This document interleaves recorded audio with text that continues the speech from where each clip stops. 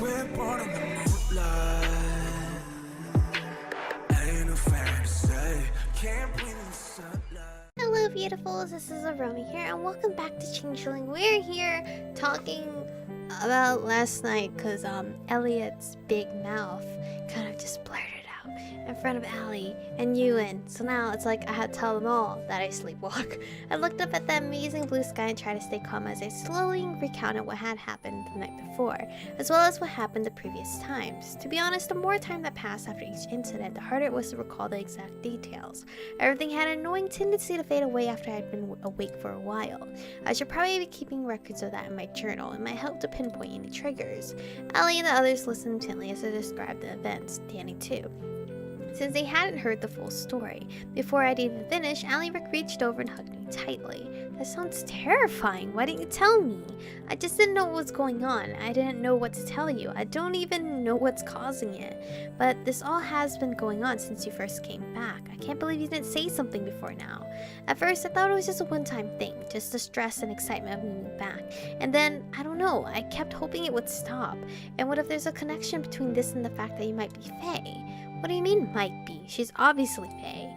I looked over at him confused. Obviously. Maybe it's obvious to you, but not necessary to those of us a little less sensitive to Fae magic. If you were unsure all this time, you should have asked. You should have just asked. We weren't really unsure. It's just the agency only suggested it because I was able to see that Spriggan and the brownie in the house. I guess we were still treating it like a theory? Besides, the only two people we can ask are you and Brenna. Brenna is, well, Brenna. And I wasn't sure you'd be able to tell. Ewan gave her a scathingly disappointed look and shook his head, going back to his sandwich. How exactly are you so sure anyway? Ewan just shrugged. I wasn't totally sure when we first met. Your aura was a little weird, really. Is that why you stopped talking to me that day? I thought maybe the remnants of something else had gotten stuck to you, but after spending more time with you in the club, I mean, it's obvious. You definitely have a Fae aura, even if it's a weird one. How is my aura weird? Was that good or bad? Fine, she's weird. That's beside the point. We can ply you with questions about that later, but for now, the issue at hand, sleepwalking and stuff? What's your take on that, Mr. Fairy expert? I'm hardly an expert. I don't even like fairies. Wait, how could he not like them if he was one? I mean, that's pretty easy. You don't have to like yourself or your own race, but you gotta deal with it because it's you.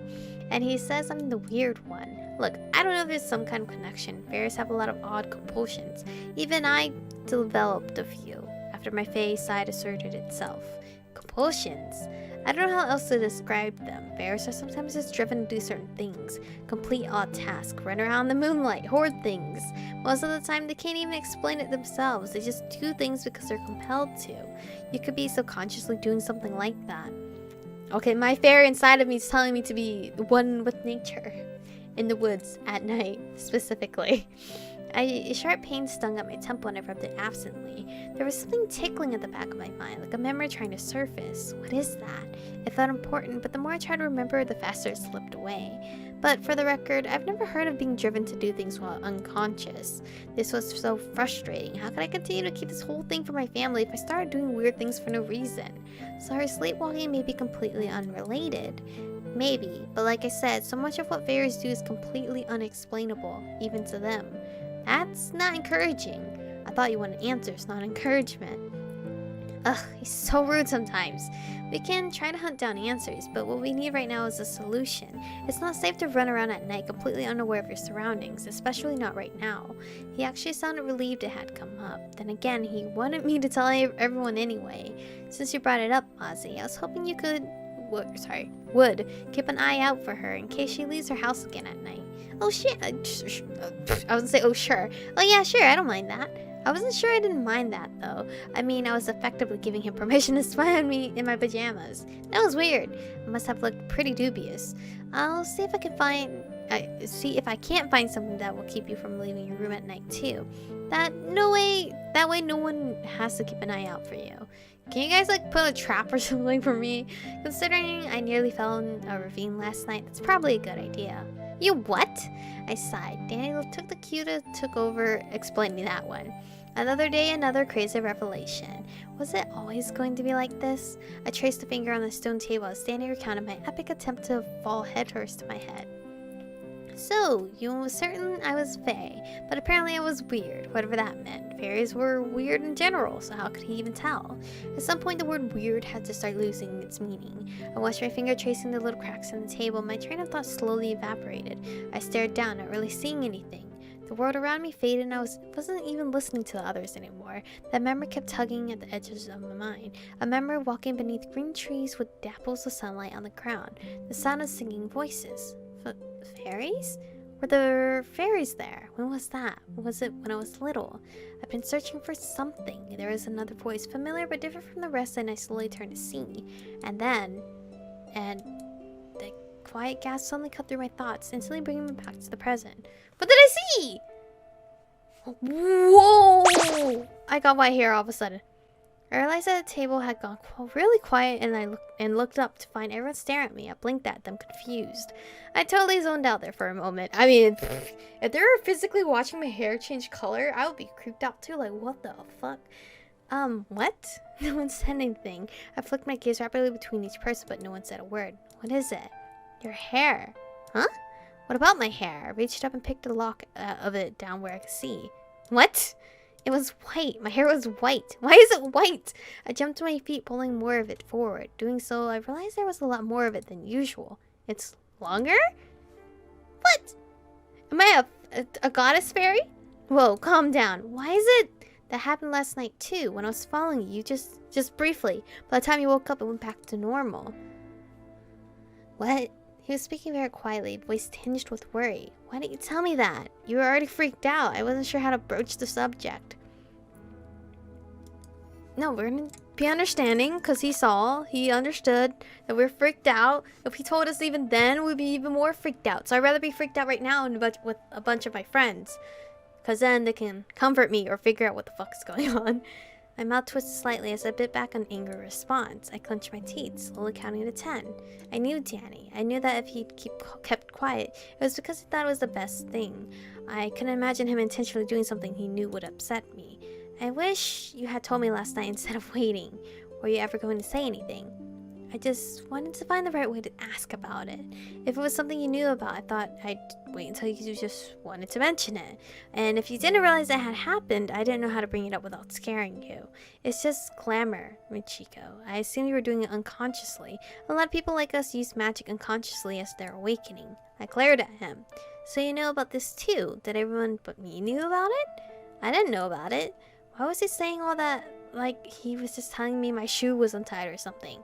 This was my life falling apart and he was acting like it was totally normal. How could you not say anything, Ewan, about this or even just confirming that I'm Fae? I've been struggling for days to try to understand what I am and you were just watching me do it? Laughing maybe. Is this funny to you? Do I look like I'm laughing? Michiko, everything suddenly felt overwhelming and frightening. I couldn't hide something like this from my family, not if it was just randomly wearing off.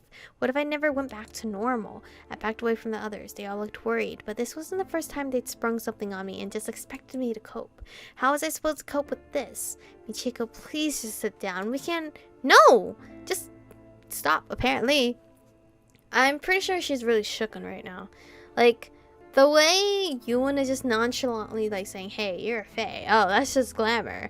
Like, she's probably upset of why he hasn't sat down with her and told her about our species.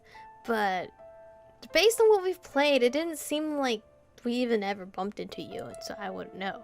Feeling tears threatening to spill over, I whirled around and fled to the courtyard through the nearest door. I heard them call me back, but kept going. Where'd I go? I expected to end up in the clubroom, but instead wound up in an unfamiliar cafe. I smashed into someone who caught me by the shoulders and stared down, concerned.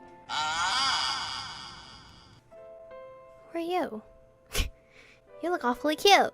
Well, everything okay? I stared into his eyes, confused before I pulled away from him and ran for the nearest exit. Hey, wait! You look like Spencer. That's not Spencer, though, right? I burst outside and found myself standing on the sidewalk in the shopping district of our town. That's when it hit me that I should probably stop running through strange doors, because I really didn't know where I'd end up. Not to mention my hair. I stopped and looked out toward the windows, staring at the ghost-like reflection. It was back to normal. I unconsciously reached up to touch it. The reflection ripped oddly, but I tried to tell myself it was just a flaw in the glass. I stared into my own confused eyes for a moment. At least for now, it was just normal me looking back at me. The same eyes, same auburn hair. Another shiver ran down my spine, and for a second, it looked like there was a fuzzy shape behind me. I whirled around, but there was nothing there. I ran my hands up in my arms, trying to rid myself of goosebumps. Before I looked back to the glass, there was nothing but me in the reflection. Shoving my hands into my pockets, I started walking. I had no idea where I was going. My head was so muddled.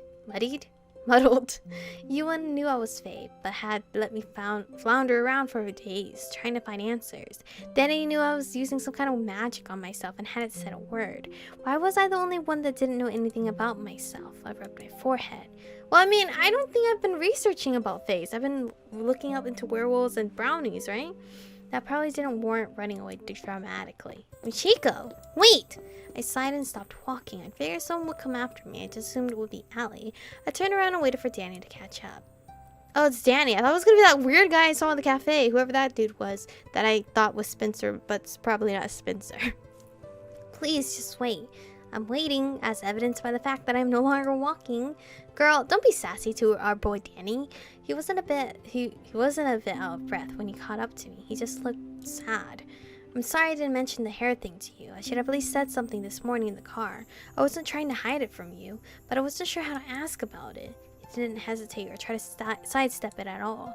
It was impossible to stay mad at him when he apologized like that, though I hadn't been angry in the first place, just frustrated at everything. I get it. I mean, I've had a few awkward moments of trying to ask questions myself.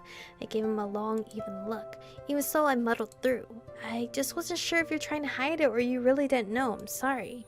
I looked up at him, frowning as I studied his face. Did you put Elliot up to asking about last night so I'd have to tell to Allie? No. You think I'd do that? He looked hurt that I'd even ask, and I guess I didn't really think he'd do that. Danny was so honest, there were moments I was surprised he didn't secretly wear a red and blue spandex costume under his clothes. No, I don't think that. I just was sort of taken by surprise. I'm sorry I ran off like that. My head is just a complete mess of thoughts right now. After everything else happening, I wasn't expecting to find out that I apparently don't even look like myself. If I'm using glamour to change my appearance, what do I really even look like? Have I been using it my whole life? If so, I mean, am I really even who I think I am anymore? I don't even know what to make of all this. Things keep piling up, and it's not like I can just go ask my mom if I happen to be related to a fairy, or if she actually just found me in a basket on the doorstep, or if... Whoa, hey! Danny caught a hold of my shoulders and placed his fingers under my chin, forcing me to look up at him again. I think you're making quite a few huge leaps there. There are several really reasonable explanations for this. List 5. Danny gently moved my hair behind my ears. At the very least, I can list 1. You've been in a process of awakening since you were a child and unconsciously started using glamour as a sort of defense mechanism. Unconscious magic is a thing that a lot of new cryptics learned they've been using for a long time. Really? He smiled gently, resting his hand on the base of my neck. When Fae blood awakens, it can cause some physical changes too. So if you started exhibiting fake traits at some point, you'd never have known due to the glamour. Is that really true? Apparently, Ewan used to have 2 brown eyes and round ears. Oh yeah, his ears were a bit pointy, weren't they? And he has like 1 blue eye and 1 brown eye, I think. Trust me, I know what it's like to suddenly deal with everything you know about yourself changing. I know it's scary. I've never intentionally do anything that would put you in an uncomfortable situation, though. Can you please at least believe that? I flushed and looked away. I felt like a huge idiot. I know that. Good. I think Dan and I set a record for how fast 2 people could move to a safe, totally not touching distance at the sound of Allie's voice. I'm not interrupting, am I? You're not interrupting anything. That smirk, though. I was definitely going to strangle her. Well, I'm glad to see you're okay. Yeah, I think I was just overwhelmed for a moment there. Sorry I ran off like that. Sorry if it made you talk about something you didn't want to talk about. I didn't know Elliot would bring it up. I know. And it wasn't really that. It's just, I don't know. Why don't we go back to the club room and talk about it there? I can get Vilos to write you an excuse out of your classroom classes. And you can just take some time to decompress. And grow you in about the finer points of accidental glamour? Definitely. We may have to tie him to a chair, though. I'm up for it. I'll hold him down. He's bigger than you. I'm certain I'm stronger. Fair enough. It's a deal. Let's go back before we all get in major trouble for sneaking away from school in the middle of the day. I'm sorry I ran off like an idiot. It's a bad habit for sure. It keeps me from hitting people. I hope you weren't planning on hitting me. Nah, probably would have been you, and I'd hate to mar your pretty face with a black eye. Danny just laughed as we headed back to the cafe, then into the courtyard where I ended up having to apologize for another dramatic outburst. I was really looking forward to what I hope was a momentally uneventful weekend. Oh, good. Saving point. Anyway, what does this say? Chapter 4, Chance Meetings? Who are you meeting? I really wonder who was that guy at the cafe, because they had an art for him, so he must be a minor character that's going to play along in the route somewhere. I don't know. But anyway, thank you guys for watching today's episode. Stay beautiful, and I'll see you guys in the next one. I still wonder next to